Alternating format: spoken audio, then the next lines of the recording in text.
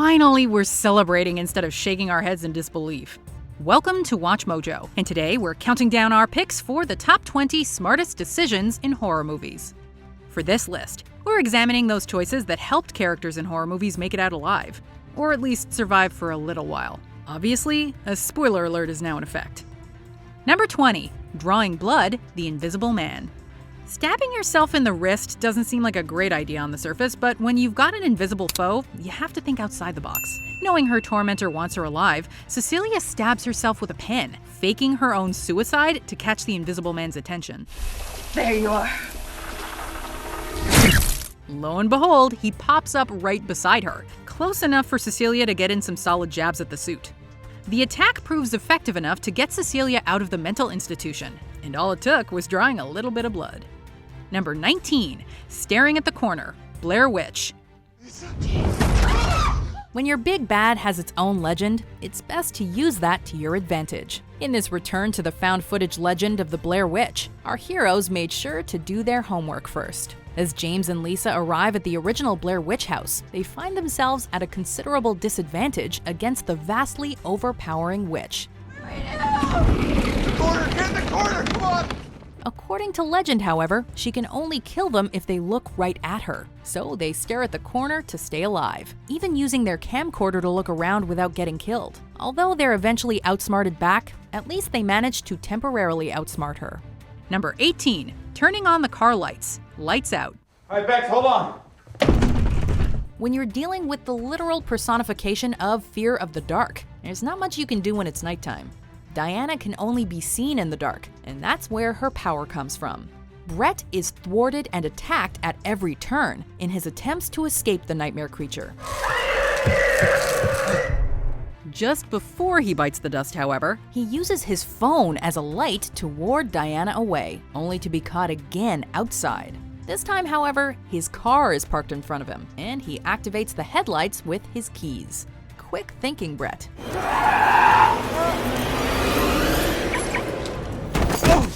Number 17, using a pig, the Texas Chainsaw Massacre. Good things come in small packages. On her own against the chainsaw-wielding Leatherface, Erin has virtually no way to fight back, so she runs into a nearby slaughterhouse to hide. Tucking herself away in a hall full of lockers, Erin covers her mouth and tries to remain silent, but she also has a four-legged friend along to help. Murderer approaching, Erin desperately holds her breath before Leatherface hears a noise and opens a locker. Distracted by the pig inside, Leatherface doesn't even see Erin until she comes down at him with a meat cleaver, taking his arm and chainsaw off in one clever switcheroo. Number 16, burning the book as a distraction, Misery. This time we'll need 2 glasses. There's only so much you can do when you're immobilized, and no one knows you've been kidnapped. Sure, Paul's last attempt at escape isn't as elaborate as his previous ideas, but it works. Trapped and forced to write a sequel to his captor's favorite story, Paul ends up burning it right after he's finished it, destroying all the answers it had to any unanswered questions. Paul, you can't! Why not? I learned it from you. While Annie desperately tries to remedy the situation, Paul uses the distraction to finally end the nightmare he's endured. Number 15, setting fireworks, A Quiet Place. When the killer you're avoiding is hypersensitive to noise, the last thing you want to be doing is giving birth. After stepping on a nail on her way to the basement, Evelyn's presence is exposed to the nearby creatures. Thankfully, her husband Lee has a solution prepared for just this occasion. With his son Marcus at the ready, fireworks are ignited to create an auditory diversion, masking Evelyn's cries as she gives birth to their new son. While their troubles were far from over, this clever solution saved almost the entire family, and made for possibly the most thrilling moment of the entire movie. Number 14, setting a trap, The Final Girls. Ready. Ready! Ready, ready! Totem pole. Ready! To be honest, it would be pretty cool if we could be transported into our favorite movies, wouldn't it? Well, unless it's a horror movie and you could actually die.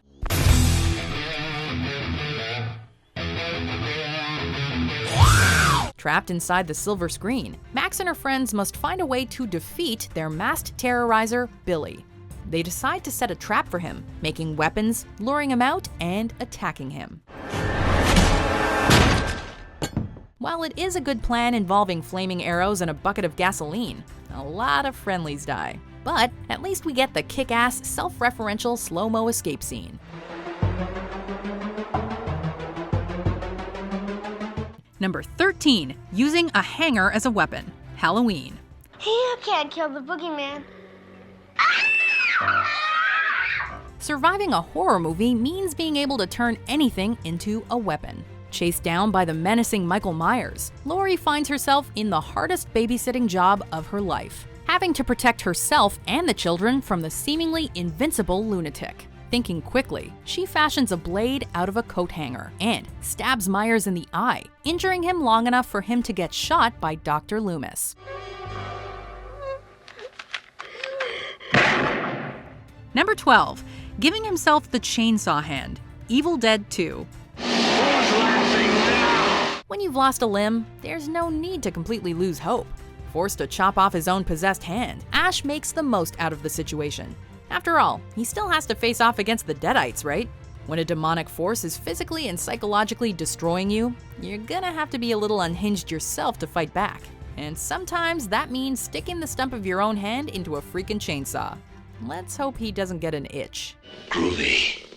Number 11. Using a pen to stab a hole in your throat. Saw 5. Hey! It's rare to call anyone smart for stabbing themselves in the neck, but it might just save your life in a pinch. Hunting the Jigsaw Killer, FBI agent Strom stops one killer only to be caught by another, finding himself in his own disturbing trap in the process. Waking up in one of the few unbeatable traps of the series, Strom is seemingly doomed as the box encasing his head quickly fills with water. Already beating one Jigsaw Killer, Strom uses the pen in his pocket to perform a tracheotomy on himself, allowing him to breathe until he's saved. Talk about thinking outside the box. Number 10. Pass it on to a Streetwalker. It Follows. Being stalked by a murderously malevolent presence that was passed to you through sexual intercourse has gotta suck. What's even worse is that the only way to get rid of it is by sicking it on someone else, again, through sex. However, when it kills that person, you're right back to square one, because then it's gonna set its sights on you again. So how do you buy yourself some time or halt the demon's progress altogether? Sleep with a prostitute, which is exactly what one of the protagonists does. Problem solved, as long as you don't think about how many people are dying in your place. All you can do is pass it along to someone else. Number 9. The Escape Plan. 10 Cloverfield Lane. Michelle, why is this loose? Escaping a madman takes a lot more preparation than a spur-of-the-moment idea. Realizing Howard will almost definitely kill her, Michelle has to find a way out of this crazy bunker. After discovering a second exit hatch while fixing their ventilator, Michelle devises a plan to get out. She gets the upper hand on Howard long enough to crawl through the vents and climb to the hatch. Using compressed air to freeze and shatter the lock, Michelle dons her makeshift hazmat suit and rises to the surface to see the outside world once again. Number 8. Putting on the Sweater. Friday the 13th, Part 2. You've done your job well and Mommy is pleased. Norman Bates, Freddy Krueger, Jason Voorhees. All the best horror movie villains have mommy issues. However, there are ways to use that to your advantage to beat the bad guy. Ginny is being chased around Camp Crystal Lake by Jason, as per usual, when she finds herself an altar dedicated to his dead mother. Ginny ingeniously decides to psychologically mess with the mask-wearing killer by convincing him that she is Mrs. Voorhees by donning her sweater, persuading him to let his guard down for what she hopes is enough time for her to administer a killing blow. That's a good boy. Unfortunately, he realizes it's just a ruse, but he meets his end shortly thereafter anyway. Or does he? Number 7. Shoot the bad guy in the head to make sure. Scream 2. Go ahead and give me the gun. The gang in the Scream series knows how to survive a horror movie, even using internet calls as far back as the 90s to save themselves.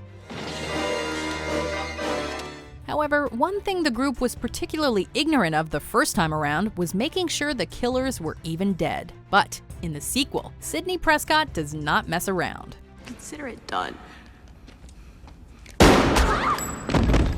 After seemingly killing Mickey and Mrs. Loomis, Sidney and Cotton take a breath before Mickey comes back, getting immediately shot by Sidney and Gale. Learning her lesson, Sidney shoots Loomis in the head just to be safe. Number 6. using everything to get the upper hand.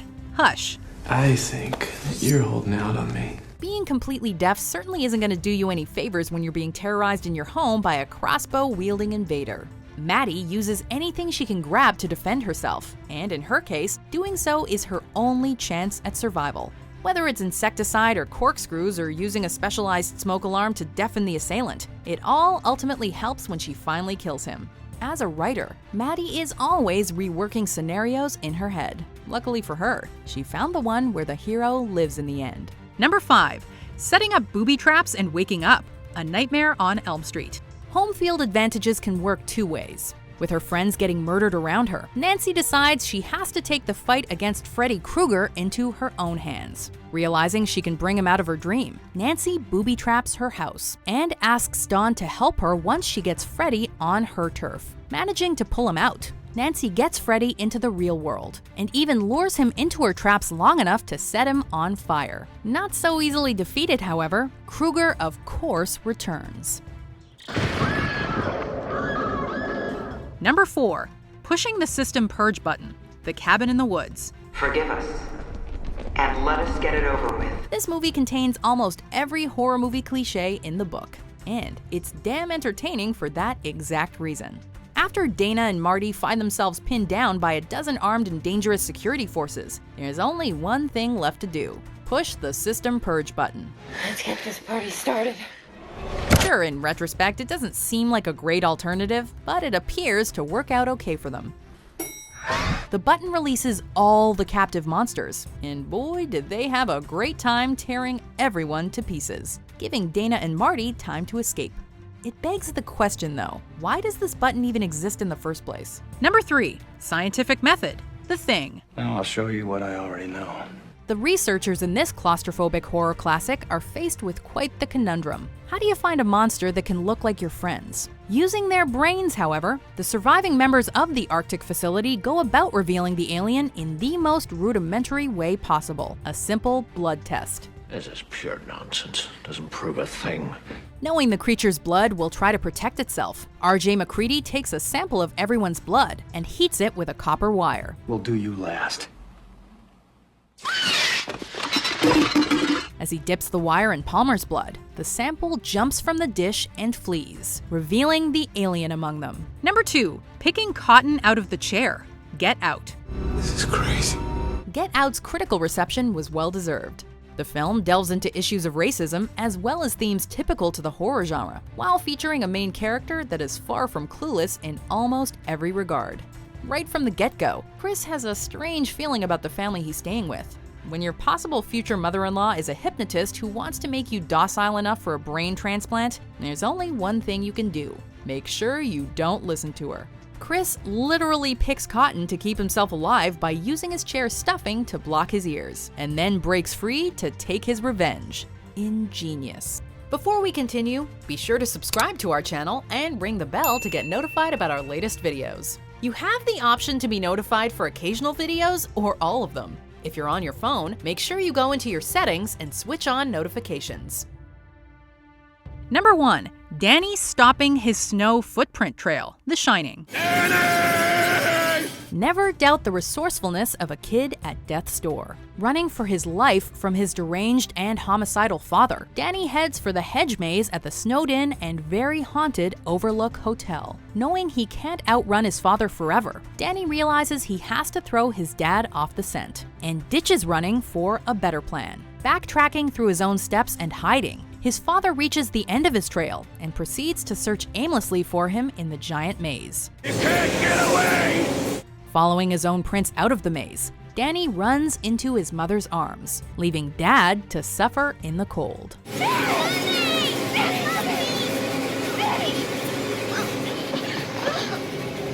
Do you agree with our picks? Check out this other recent clip from WatchMojo, and be sure to subscribe and ring the bell to be notified about our latest videos.